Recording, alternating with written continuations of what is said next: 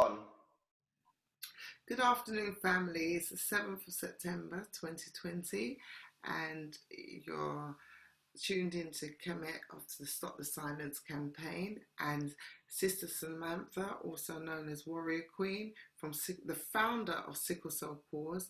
And we've had Sister Samantha on with us in terms of the Two Real show, our lives on Insta, pre and slightly during the beginning of the whole pandemic, scandemic, whatever you want to call it, CVID episode.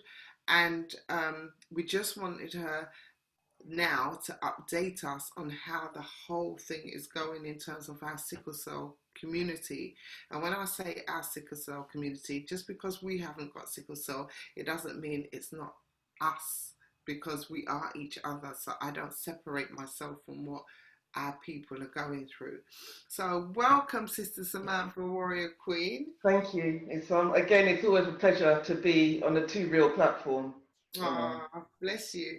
Yeah. And thank you for all the work that you're doing within our community, and especially for Sickle Cell Pause. And I know you do a lot more than that, but for Sickle Cell, I know you work tirelessly.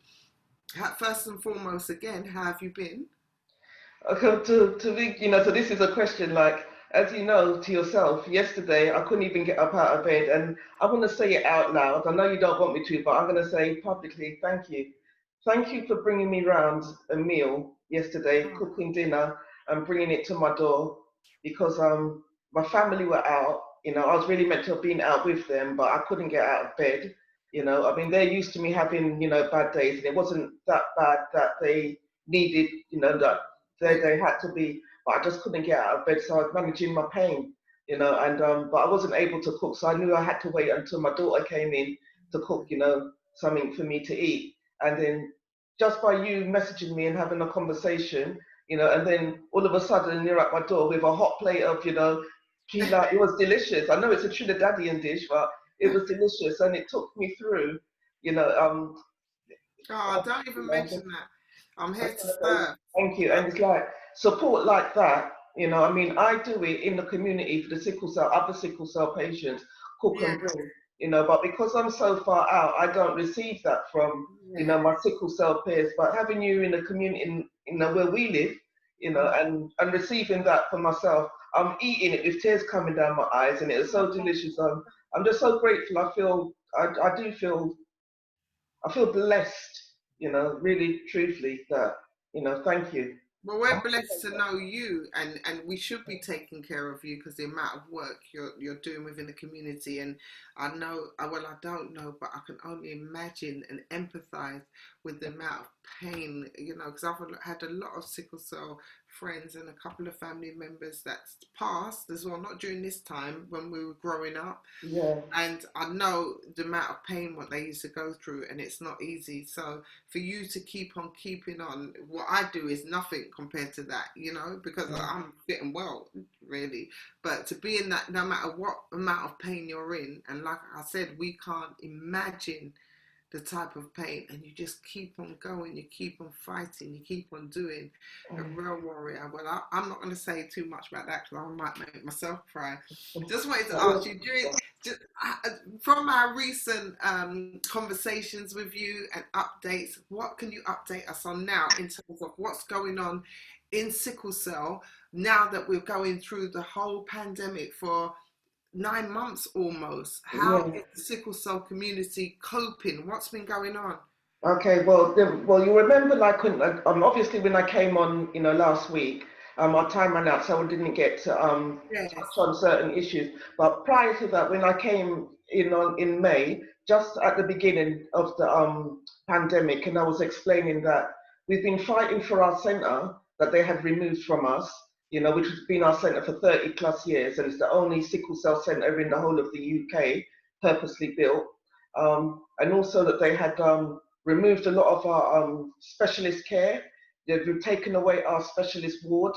We had fought for that, and then they had we'd won in the sense that we didn't get the whole ward back, but they gave us 10 beds on a specific ward. So at least 10 sickle cell warriors be seen on the same ward as specialist staff. They've been systematically removing things. And then all of a sudden, this pandemic hit, so their argument is that sickle cell, they're not saying it outright, but their actions speak louder than words, is that sickle cell is not really recognized as a real illness, because otherwise, why do we have to be fighting for our services that we fought for in the 70s and the 80s that are there and being used, and sickle cell is the highest, fastest growing blood disorder worldwide. So it's like, statistically, they know this. So why are they removing these services? So they're blatantly saying that, our lives don't really matter. Then you've got like issues like with the housing department's benefits office, like if I say I've got sickle cell, someone's, so I can't be put on the fourth floor, right? Because if I was to have a sickle cell crisis, that when the ambulance come to get me, their trolley can't fit in the lift, for a start. Can't be on the 12th floor because the altitude makes you dizzy, because our oxygen is compromised, so we can't be up there dizzy, fainting all over the place. So there's certain things we can't have. Damp conditions, so we can't have like damp pools, and we're susceptible to infection. So you can't have like damp and all this black mold and all that kind of stuff in these these areas, because that bringing it on. You can't have drafts and that, so we need draft proofing. We need centrally heated. So there's certain things, certain criteria that a sickle cell person living with sickle cell, there's conditions for them to live comfortably as possible whilst managing their illness. There's criteria that should be in place. We shouldn't have to individually keep fighting each case for each person and proving and getting doctor's letter and proving and going to these meetings and then going to court and then fighting court cases to prove that we've got this illness and that this illness actually does what it says on the tin. It does it. This is what it is. That's why they give us. Not only that, we know it does what it says, and it says it on the tin. I like the way you put that. And in terms of, it is a fatal illness. Yeah, that's right. They've got the front to say there's a mortality rate of, what age is the mortality rate? Well, I was like still in rural Africa, the mortality rate is still like 5 years. So if you arrive at teenage years, you're considered, like you're riddled in pain, and you're most probably crippled up because you haven't had money to be able to manage yourself. So it's like you're severely disabled, but you've lived for that long. But the mortality rate, like in rural Africa and some countries, is like still 5 years old. When I was diagnosed at 4 years old in UK London, right, they told my parents I'm 14 to 21 at most, so they were still dishing out mortality dates, like in the 60s, and in the early 70s, so I know that a lot of my age group have been given, we still remember when we heard, what our mortality date was. In some cases, it was even printed on our files, And that's the point I'm trying to make. They want to play God to give out mortality dates, okay? But they don't want to play God and save lives and make lives comfortable. Yeah, I agree. That's where I'm going with that. So black lives definitely don't matter to them. Yeah. And sorry, go ahead. Sorry, I must say that they do not give out mortality dates anymore. That stopped at some point in the late 70s, early 80s. They stopped doing that. But there's still some of us that live knowing that that's what we was told. We have discussions about it and how it affected us growing up. So and that has you're living, and as far as you're concerned, you're not going to live. So there's no point. There's no point. Yeah. A lot of people would live recklessly because they'd be like, well, I'm going to enjoy my teenage years because I'm not going to survive anyway. So can you imagine that? Yeah, it was a case of, why bother? What's the point? Might as well enjoy it. Drink it. Exactly. And that's why I think there needs to be something set up and compensation for post-traumatic stress disorder. Well, this is what I was recently, when in 2015, when I was I had to have counselling. They had, because they were trying to put me on not tranquilizers, what they call it, medication for depression and that, because they nearly killed me in 2015 because they wouldn't listen. That was another whole other issue. And then the trauma, like I used to have nightmares and that afterwards. I had an operation in my brain. Right, they saved my life because I went to specialist hospital for them to sort out, the sickling in the head and what caused the aneurysms and that, right? But because these specialists don't know anything about sickle cell, You know, they wouldn't listen to what I was saying or what my family was saying, and they did what they pleased. And so they caused the biggest sickle cell crisis I ever had whilst I was still under their care. You know, I nearly died. And then I had to be rescued and transferred from their hospital to my local hospital where I can get the sickle cell care from my consultant. You know, they had overdosed me because they couldn't manage the pain, so just up in the drug. I was like on class A drugs.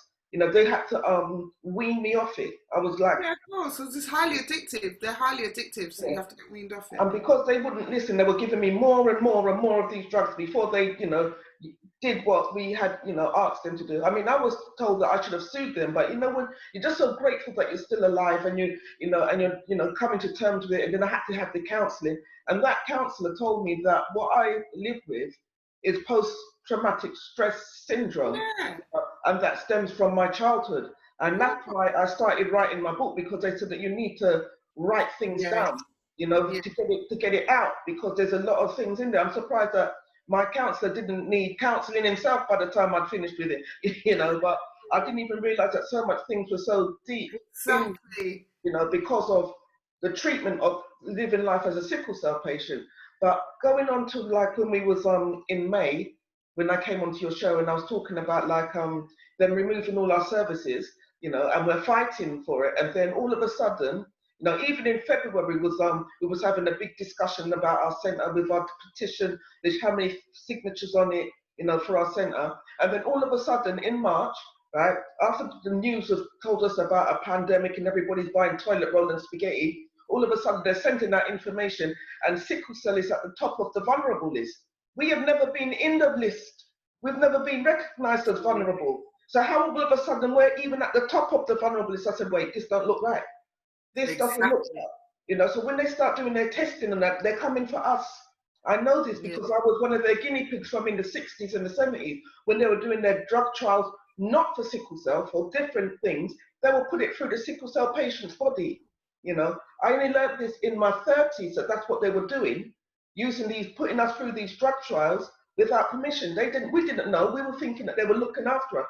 We were guinea pigs for different drugs, for different illnesses, to see how it, you know, our lives were dispensable. Well, I've lived, right? And I've lived this far and I want to continue living, thank you very much, you know? So as far as I'm concerned, I have a right to live. They don't just come and take away people's life, you know? So they said that we were at the top of the vulnerable list. So all, you know, so all of that caused concerns, right? Then we had learned that we had won our campaign for our centre. and that's the George Marsh Centre in Tottenham. Yeah, it's in St Anne's Hospital. So we said, that's great, but you know what? Let's not celebrate too quick. We need this in writing. We've been told by people in position, you know, but we didn't have it in writing. So we said, we need this in writing before we can start, you know, celebrating. We're waiting for this in writing, and it, you know, it's not coming. So, you know, we decided we had a meeting, you know, with one of the top guys, you know, and what we did, like on the Zoom platform, invited him to a meeting with our, you know, committee and a lot of our members. And he was saying, yes, you have won it back, and what do we want to use it for, and what, you know, what do you use it for? Because he's pretty new, he doesn't know the 30-year history, you know. But we were skeptical, so we recorded the meeting. He knows it's recording because, like now, we're on a Zoom meeting. You can see it says recording. He Yeah, knew it that's was right. recording, but they don't care. They have a very cavalier attitude when it comes to us, you know. So he divulged a lot, you know, asked us what we wanted, what we needed, you know, and as soon as this scandemic is over, we will have occupancy of our centre. You know, they just need to know what do we do in the centre, how we would like to revive it and utilise it, you know, properly. We had that meeting. We was to follow up because we said that we needed patient liaison when they're having their big meetings, because that is one of the issues. Us waiting for information from them, we should be part of the conversations. You know, you're talking about us, so we should have, you know, representation in these meetings when you have them. We're not just numbers, you know. You know. So he said to us, "This is all on recording. From your committee or from your members, pick who you want to be, and then inform me of who these people are, and they will be your patient liaison when we're having these meetings." So we did that, followed up. I gave them the names and that. Everybody's copied in, so they know all that. Now, all of a sudden now, we're waiting for, feedback. We're writing, we want, more, information. When's the next meeting? When, all of a sudden he's sending an email talking about, he never said that. Nobody ever said that we had won back our centre. We've got him on recording saying that. What he's saying is that it's for the whole hematology department, whereas it's not just for sickle cell, it's for everybody else. And although they're still using our centre currently, these other people that are in it, we still, the sickle cell community, cannot go in there. But haven't other people, that groups of people suffering from blood disorders, have their own centres? Because I'm sure I've seen a thalassemia centre, which is very similar to sickle cell, and all leukemia. I'm no way saying that nobody deserves what they deserve, because everybody is deserving. Everybody deserves centres. But why can't sickle cell? Why can we not have our centre? And if we do have to share our centre, which we don't have a problem with sharing, why do we have to book and come second place or third place in our own centre? Why does somebody else have the keys to our centre? Why not the sickle cell community? We're sharing with you. You're not sharing with us. It's like there's this very don't care attitude. They come with forked tongue. I didn't believe. I was trying to say to my peers and my volunteering colleagues that give him a chance. Let's just hear what he's got to say, because everybody's fed up with all the lies that we've been fed, the fighting and the that we have to keep fighting. So everybody was at that stage. So like, I've invited him on, give him a chance, hear what he's got to say. Okay, we did that, and then look, he said what he's got to say, so everybody's proven right. I don't, it's like, I cannot stick up for these people. I look stupid. I don't trust them, right, because they don't care. Now, they had the audacity this weekend now to say that there's no increase in sickle deaths over this pandemic, and up until we received that email like last Thursday, up until that point, there was only one COVID death in the hospital. Now, we never asked about COVID deaths, right? In fact, we didn't even ask about, at that point, we didn't ask about sickle deaths, because we know who's died, because they are our friends and our peers. We fundraise to help bury them. We do things. We come together online. We console each other. We do things. So we know that people have died who have sickle cell. So him putting in writing that there has been no deaths, during this period, no increase in death. People are dropping off like flies. No one. I'm going to ask you: has there been an increase in death? And if there has, how do you know that it's definitely due to sickle cell? Sorry, was that a question? Say that again. Sorry. Yeah, has there been? We know that there's an increase in death in the sickle cell community, but is it any different from where it would have been last year or 5 years ago? There's been a run of sickle deaths. There has been an increase, right? We cannot say that it was because of sickle cell, because that information is not there, not giving us facts and figures, But you do hear things like sickle cell complications, bandied about. So if they had sickle cell complications, then wasn't it not sickle cell related? Exactly. And I was being interviewed on World Sickle Cell Day. Sorry, one more question pertaining to that. So, do you think it's related? Obviously, it's down to sickle cell complications. So, are you saying that during this whole COVID thing, because of neglect, there's been a rise? I think that there's definitely been a rise. I cannot categorically, because I don't have the facts and figures, say that they were sickle cell related. But these people have sickle cell, so to me, it's sickle cell related. We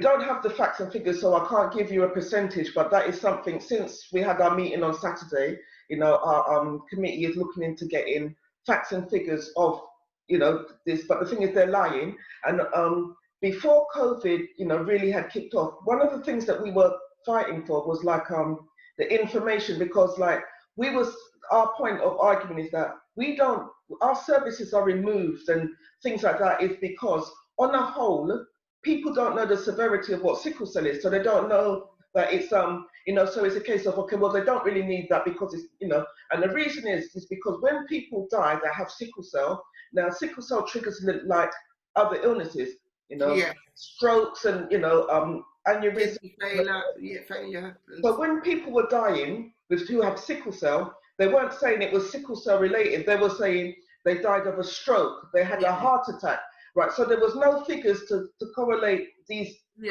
these deaths with sickle cell. So we were saying that we need sickle cell written on the death certificate, so that it will help with to prove, that we need, support with this. Now this is what I was saying, before, what we were saying before the pandemic.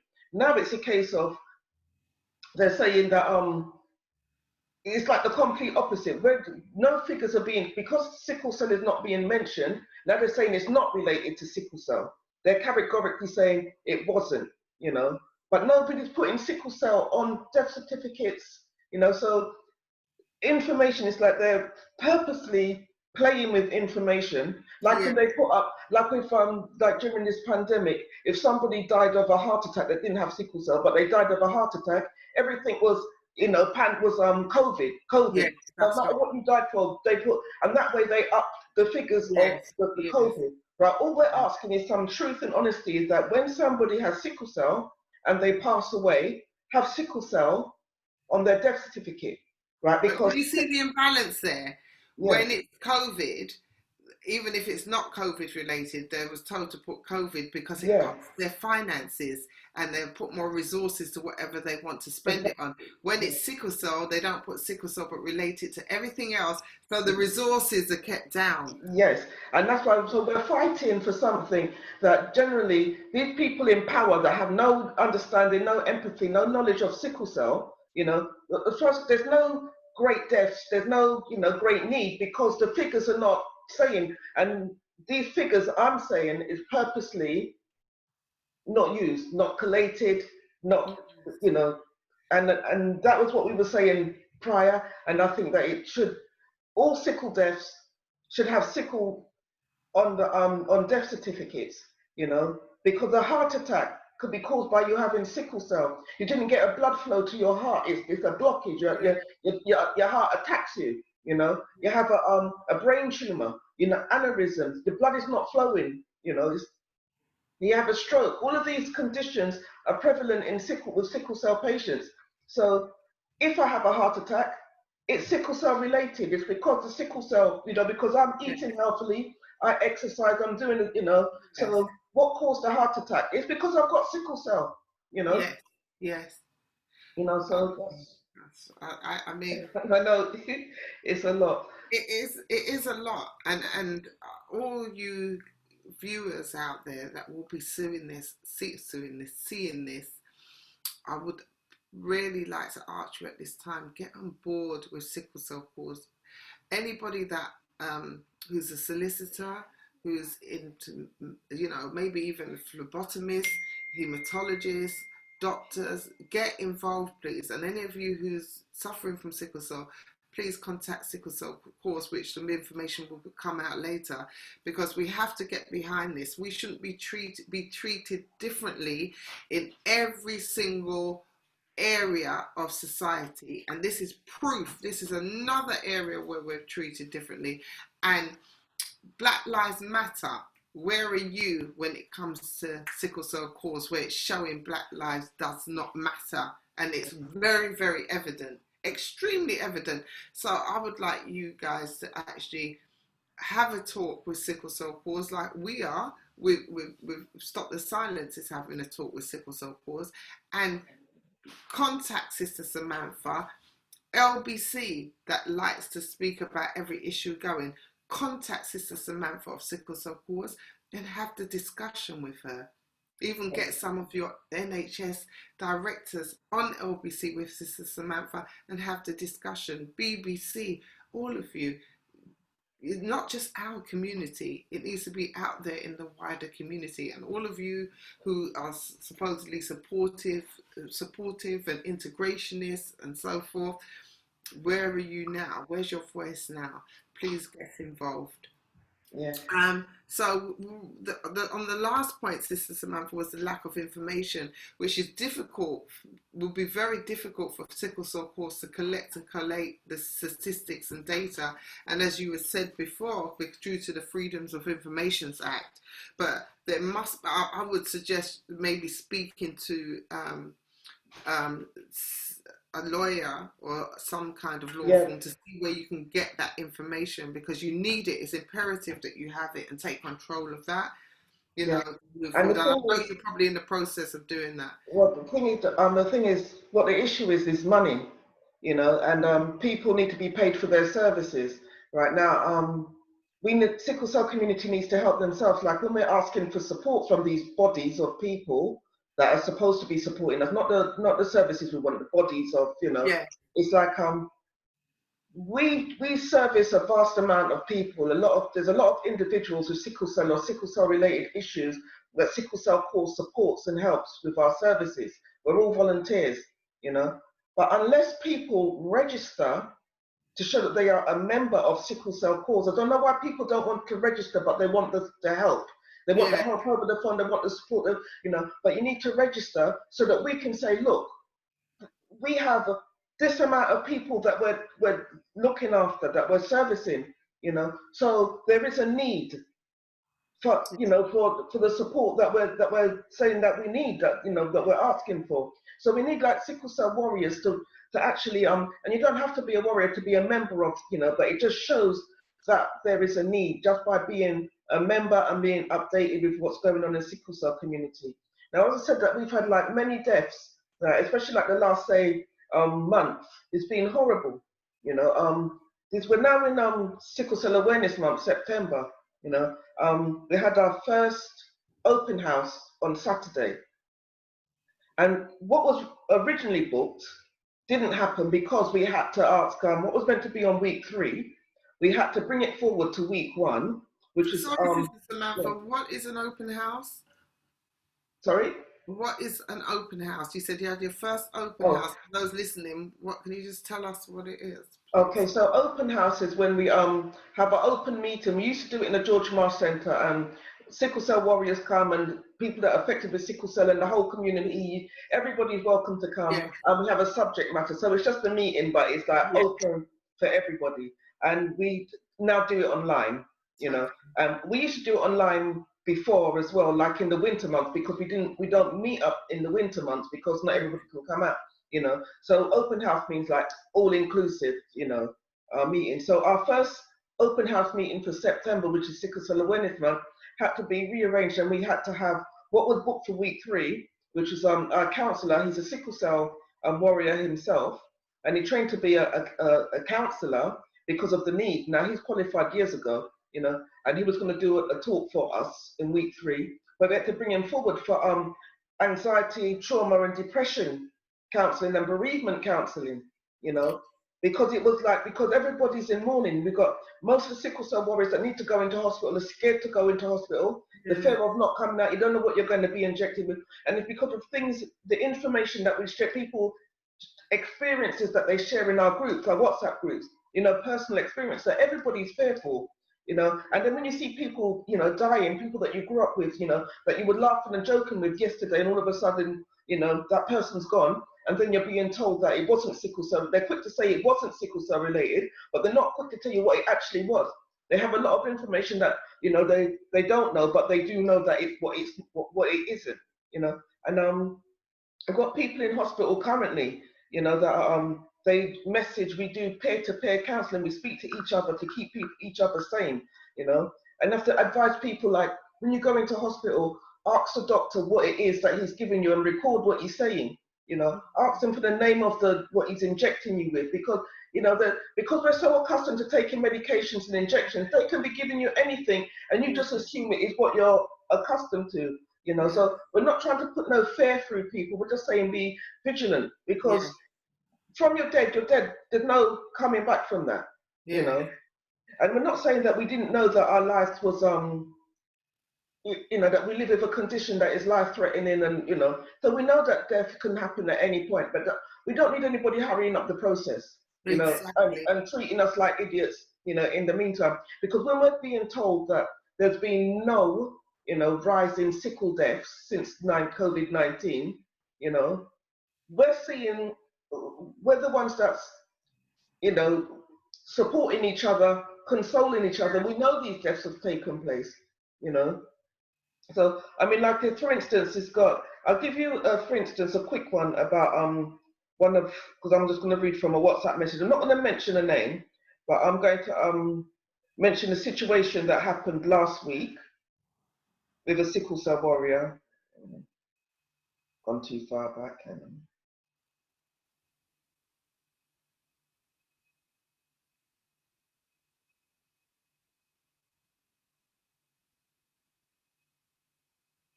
I'm just going to see if I can share the screen. No, I won't share the screen. Okay, so like as I was saying, so this is one of our sickle cell warriors, one of my peers, one of our members, and she's telling me about a recent experience she had. So I'm reading from my WhatsApp what she sent me. She says, Samantha, this is my recent experience as I explained to you on the phone. I'm still feeling very anxious, and I believe my experience should be shared to my sickle cell peers and others that use the hospitals because I feel that they should be warned. I am not saying for sure that any wrongdoing took place because I have no proof.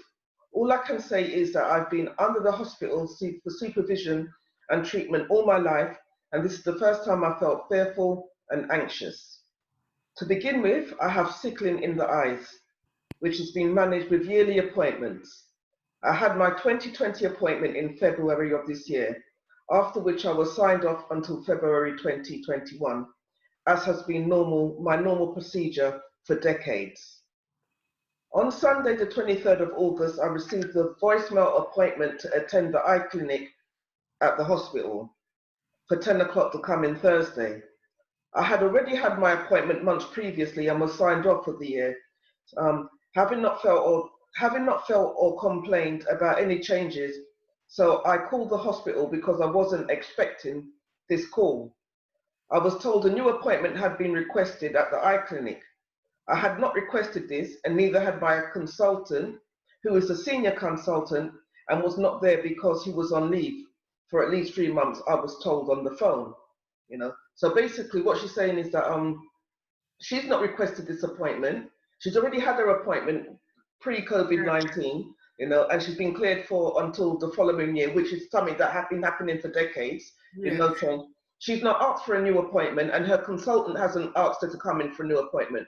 So the hospital has, told her to come in, and they've told her to come in. They sent it by voicemail on Sunday and told her that she needs to come in on the Thursday. So when somebody tells you to come in so quick, you're thinking it's urgent, isn't it? Especially during COVID-19 time, because no one ain't supposed to be in the hospital unless it's urgent. Exactly. So her anxiety is already raised. I was told 10 o'clock Thursday was my appointment, which I attended but was feeling anxious and stressed. I had my normal eye dilation drops done and sat waiting to see the new doctor covering for my doctor. When we go into hospital for eyes, I have to put drops in to open up the pupil dilation. Yeah. So you have to have that and then wait. So that's what she's saying, Waiting for my doctor. When I came in, the doctor asked if I had had any changes. I said no. Then he looked at my eyes, more in the left than the right. Then he picked up the phone, but was saying nothing, but was playing with his laptop and still asking me if I had any problems. Then he asked me, do I have problems with my kidneys? And I said no. He was still holding the phone and he kept looking and scrolling on his computer and asked me the same questions again and again. So I asked him about my eyes. He said, in the left eye, he said sickle in the left eye, and then offered for me to have an injection in my arm in 2 weeks so that he could see more details at the back of my eye with a camera. He showed me the needle. He also had papers for me to sign, and said that I would have to agree to sign them because of the side effects. I asked him if there was someone else I could talk about. She's obviously writing this quick because she's missed out words, so I'm trying to make sense. Yeah. I asked him if there was somebody else there that I could talk to, and he said no. So I said no to the injection, and I wasn't signing anything. And and asked for the name of the injection. He hesitated, so I had to ask him again, and then he wrote it down. You know, he had no history of me in front of him. He had none of my files or my records in front of him. I left feeling something was not right. I had I just find this all very strange, especially as I had had my appointment already, and neither myself nor my consultant had requested this appointment. So he's asking her about her kidneys. So it's like he's putting in her head that Yeah. there's something wrong with her kidney, Yes. you Yeah. know. And at the same time he's saying that she needs to come in for an injection, you know, but she needs to sign a paper to take this injection. She's not requested this. She's got no changes. She's perfectly fine in her sickle life. There's no And even changes. worse, she can't even speak to anybody else about Yeah. it. He said no. And he's saying no, you know. It's like all very strange. So people might take that and think, oh, you know, she's worrying about nothing. No, she's not worrying about nothing. We see this happening in people taking Exactly. injections and then they're no more. So she's scared. You know, I can read other people's incidences, but you know, I won't, you know, go through it. You know, maybe another time I can get us together and record Yeah. those if It'd be people are. good if all those people can come on with you as well. Now you've brought awareness to us about Yeah. all what's But happening, because that's the type of I thing. imagine how they would be feeling. Yeah, you know, so she's gone home now, worrying if there's something wrong with her kidneys. Remember, he's only looked into her eyes, you know. He's only, you know, he didn't want to give her the name of the. I mean, we had dialogue on the phone, so I know the passion of what she was speaking about. You know, kept mentioning her kidneys. Do you have a problem with your kidneys? And she's thinking, I've come for my eyes.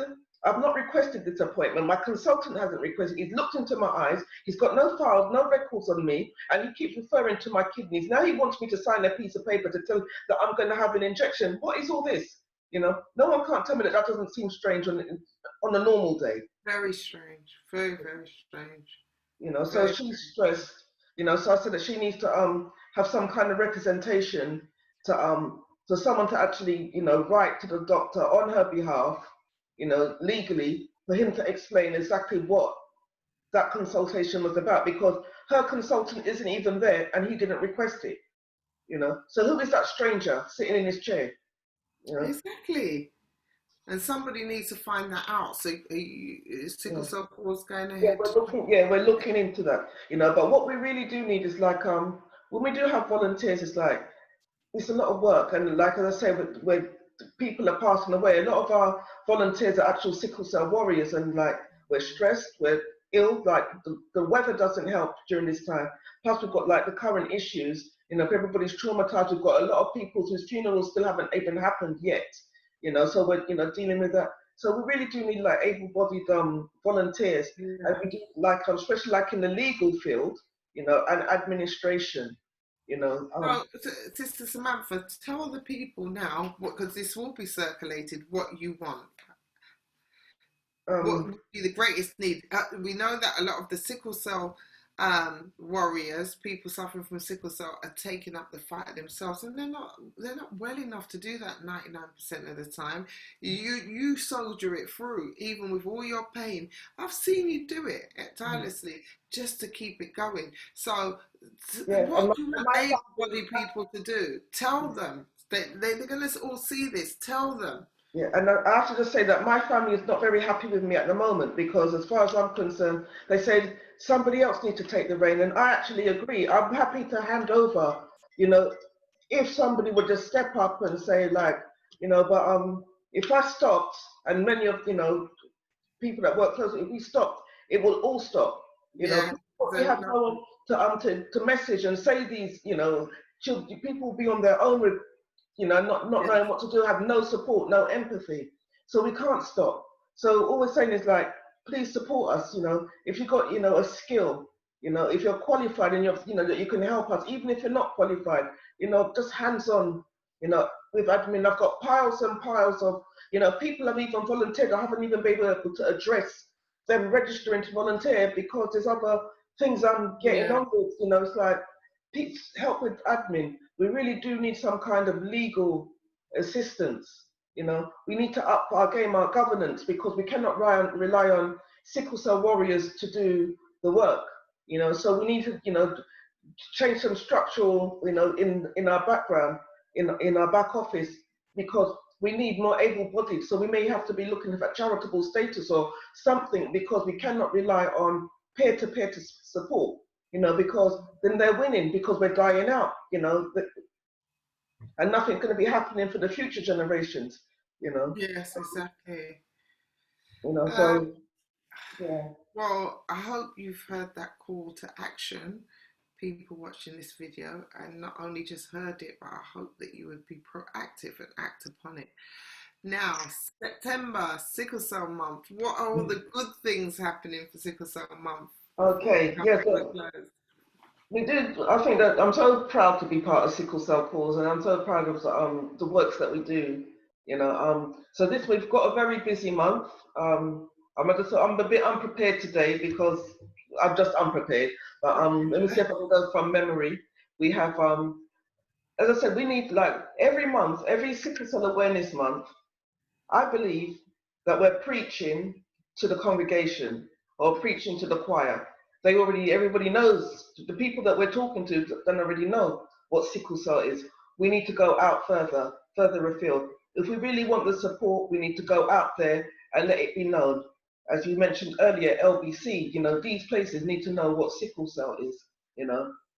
Awareness Month is about not only about sickle cell awareness, it's about fundraising as well. So this month we have coming up for awareness and fundraising, which the community, are invited to be involved in, is we have a quiz night that's organised by Our Legacy. They are the family that does the amazing quiz nights in our community. We've been the recipients of them in the past, and they're coming back again. I'm just going to double check the date. The quiz night is on the 24th. It's a Thursday evening. I'll be sending out more information then. So if people want to just save the date in their diary, 6:30, so it'll be from 6:30 till about 8:30, a couple of hours. Information will come out, how to register and that. But the 24th of September is our quiz night. And then we've got on the 26th of September, we've got a lot going on. We'll have our open house, and on that open house we'll have one of our sickle cell supporters.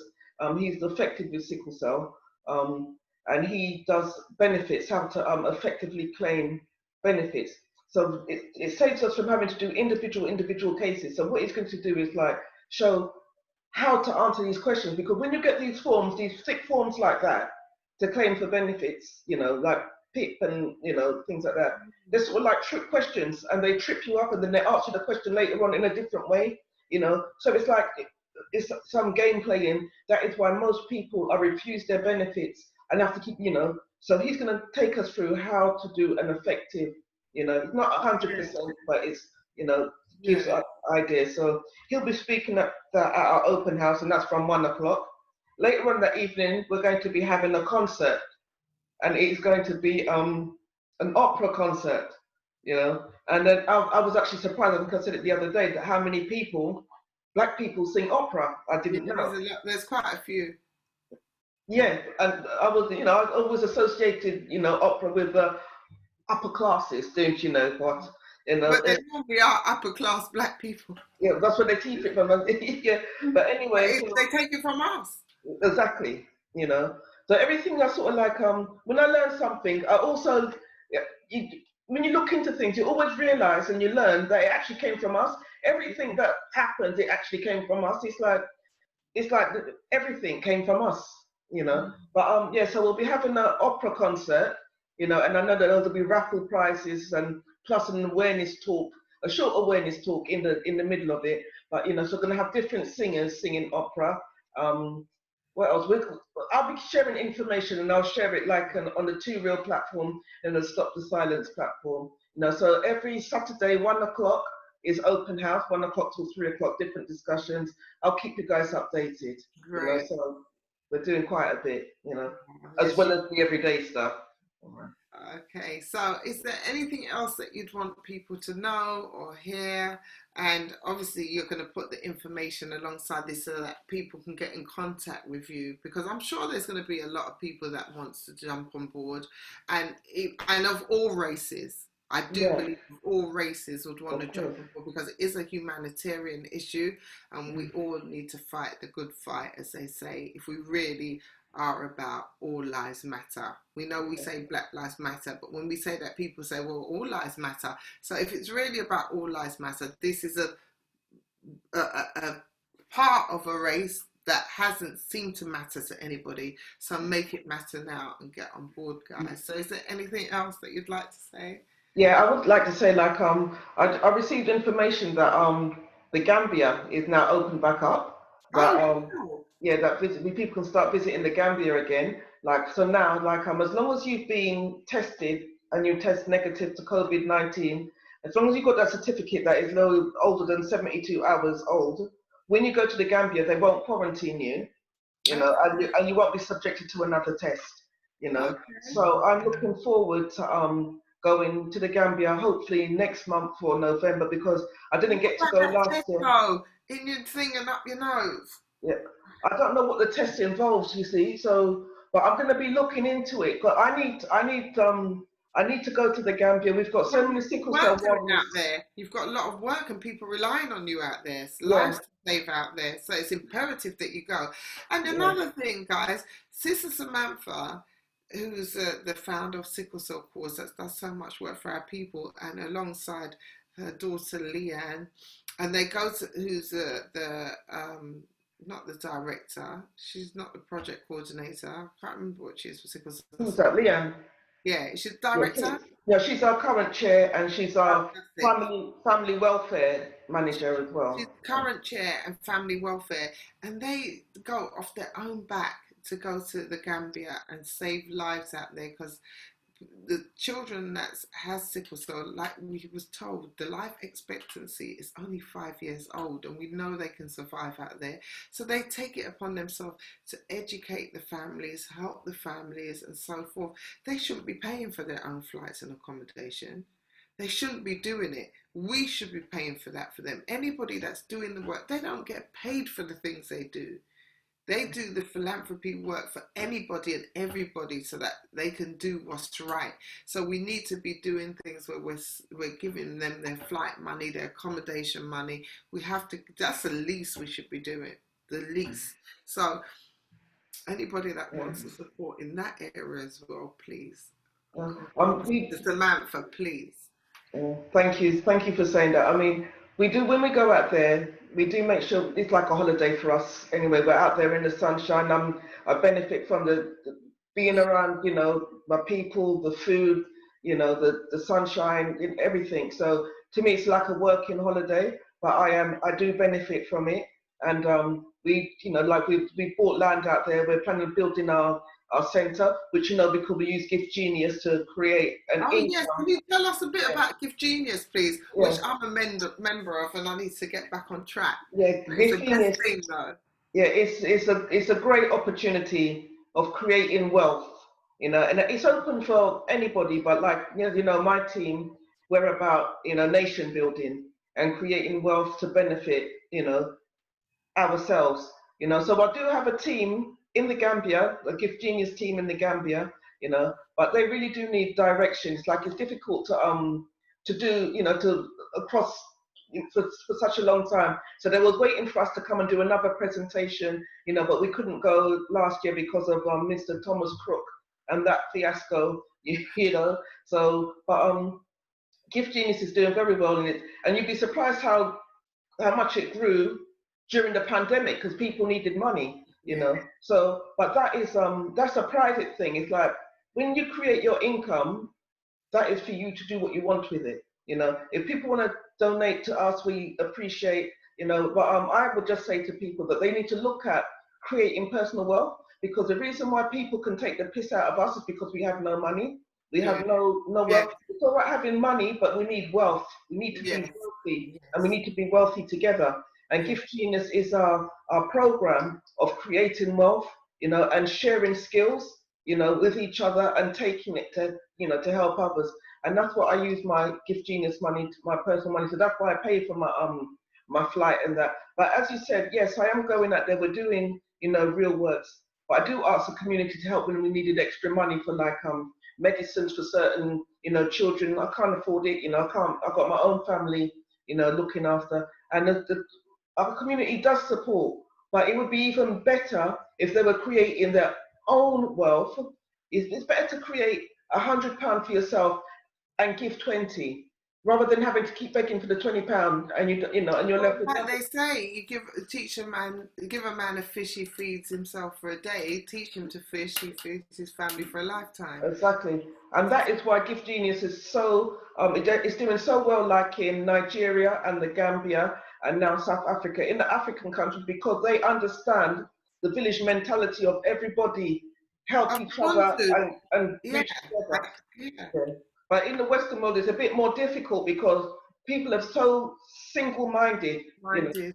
Everybody wants to be the rich one in the group. Yes, Everyone doesn't yes, want the whole group to be rich. Everybody, we need to yeah, follow this crazy, European way of thinking, yeah, and take everybody with us. And Gift Genius is, that way. That's what I mean, I've always been a network marketer. Otherwise, I wouldn't have been able to feed my children, growing, because I could never keep a job, right? But I stopped network marketing because I'm always creating wealth for these same people that are killing us, yeah, these same people that are at the top. Now we're not doing like that shape, we're doing a round shape that it ripples out and everybody yeah, gets, yeah, so gives you, people say, oh, another pyramid scheme or it's another network. No, it's not. They need to hear what it is so they can make a decision exactly, and realize what it actually isn't, you know. yeah, So yeah, I would like people to come to me to hear what Gift Genius is about, because that's a way of them creating personal wealth and being able to afford financially to help their community ventures, help your community. So people can email, they'll get to me on sicklecellcause@gmail.com. I should actually get this slide down. Um, my telephone number is, let me see if they can see it. Is this the right way around? very clear. It's the right way around. Sickle cell cause, and then it's got telephone number 07508908 549. That's 07508908 549.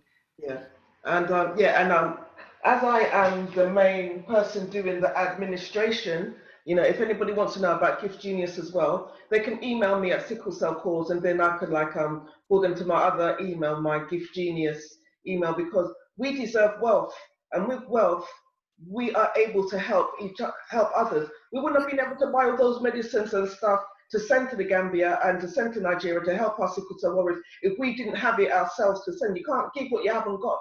We need to have Exactly. it, Exactly. so yeah. Oh, thank you, Sister No. Samantha. Anything else? I can't think of anything at the moment, but you know what? It's the whole month, Sickle Cell Awareness Month. It's the whole of You know September. we're going to have you back again. So I'll update you as and when. Yes, I'll make sure that that the Two Real platform is kept updated. For oh, sure, please. because. And I would like to say thank you to everybody, including Goddess Jeanette, who's not here today. Yeah. It's an impromptu interview, and I'm grateful for that. But thank you, Goddess Jeanette, and everybody on the Two Real platform, and thank you, Goddess Kemet. You're just that girl, you're just that woman, you're that queen. No, Thank that's you. That's you. Thank you.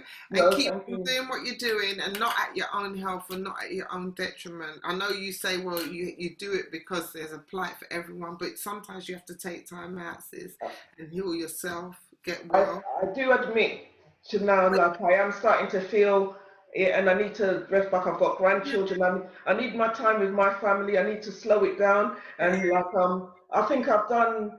I mean, I will still do, but I need to slow it down, and I Yeah. would love the opportunity to be able to relax it a bit, and I would like to finish my book. People keep asking me about my book, Yeah. and I would like the opportunity to try and, get finish writing my book. It doesn't have to be published. I just want to finish writing it. Exactly. And me and you, I'm still on mine from about, how long now?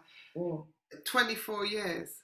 Wow. Well, you see, and every day more things are 24 years. happening. The You got things more. that, yeah, and that could be the greatest need, people Yeah, having your book and getting the yeah, information to make them become more yeah. independent as well. Well, But I was going to say, even when you are well, You got to remember, because you would get well and still get back on it. Oh, I'm better now, so I'm going to get back on it. And I'm saying, even when you are well, don't get back on it. Sometimes when you're well, take that time for yourself and your family, especially for yourself, just to enjoy that time of being well.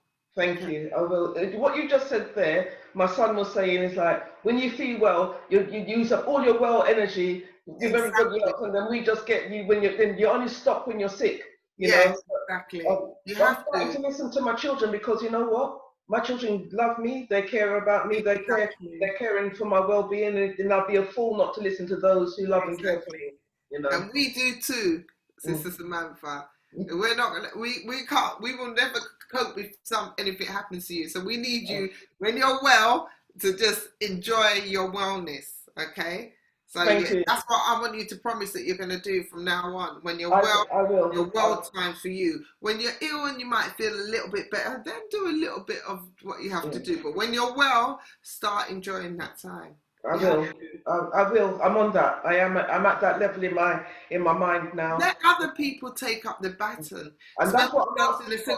Please, people, please, donate your time to help. If everybody did a little, there would not be a lot for everybody to do. And I'm not excluding myself. Let me know. I just need direction. Let me know what you need me to do, and I will do it. I just need direction. That's all. Yeah. Thank you. Because I'm all over the place. Just say to me, Kemet, I need you to do this now, whatever, and I'll do it. I have to operate. I think you do so much already. You do. You do too much. The advice you're giving me, you need to when you need to take time out to enjoy your day. Stop. You're always doing something. Your time is always taken up doing something for other people as well. You're just as bad as me. So the only difference is that you don't have the pain, but you're using up your time, and you can't get your time back. We owe it to our families, our time, we owe it to them, we created them, we need to, But we spend so much time doing our extended family, which is the community. And sometimes people need to, we've done that, so now those that have spent so many years with their biological family, give up a little bit of your time for the community, just a tiny bit.